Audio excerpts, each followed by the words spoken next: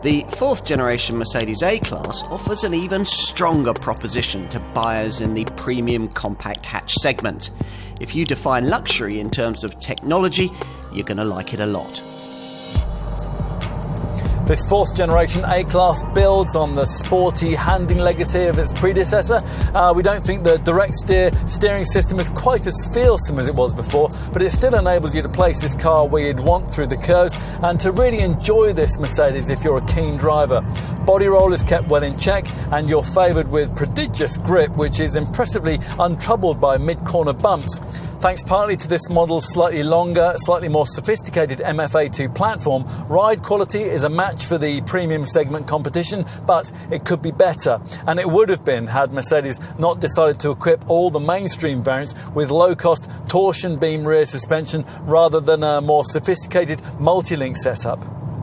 As for engines, well, the popular versions get engines developed by Mercedes in conjunction with its European alliance partner Renault.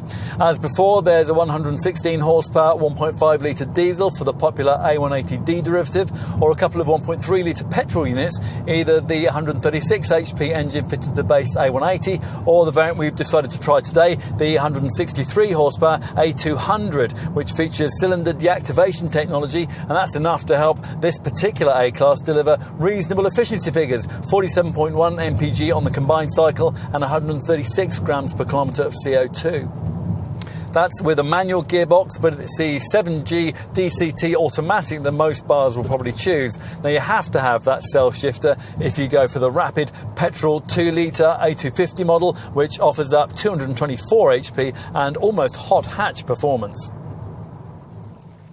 In analysing the styling, let's start in profile so we can see the way that this model's visually extended by its longer wheelbase and by this sharp character line that runs from nose to tail just below the glasshouse.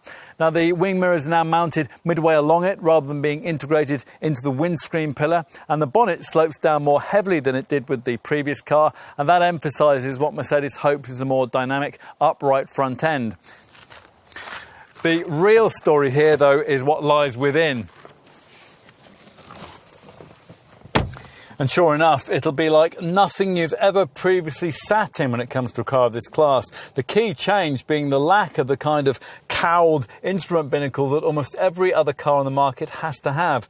Instead, two elongated square colour TFT screens are provided, one for the centre dash infotainment system and the other for the dials that you view through the sophisticated three-spoke multifunction steering wheel. Now, these monitors are both 7 inches in size as standard, but they can be upgraded, as they have been here, to 10.25 inches in size if you pay extra. Now, the central one is your main interface for the brand's new MBUX, Mercedes-Benz User Experience Multimedia System, which includes hard disk sat-nav and the brand's latest, but sometimes rather frustrating, Hey Mercedes voice control system. Aside from connectivity, the trimming is classy, and although material quality isn't class-leading, it's all put together in a way that really raises the bar for interiors in this segment.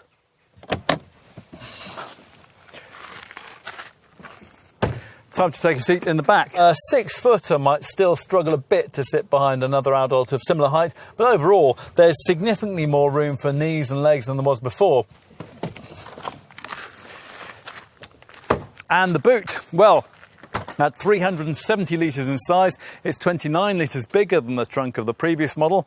And thanks to the 2-section rear lights, the loading aperture is 200mm wider than before, and the luggage compartment floor is 115mm longer. Fold down the seats completely, and 1,210 litres of total capacity can be freed up. And in summary, well, you're probably aware that most German models require you to spend plenty if you're going to experience all they have to offer, and that's even more the case with this one. Without the fancy, larger interior screens, this A-Class lacks a bit of its showroom uniqueness, and that's a selling point that's vital for this car to have in the face of renewed competition from BMW, Audi and Volvo in this segment.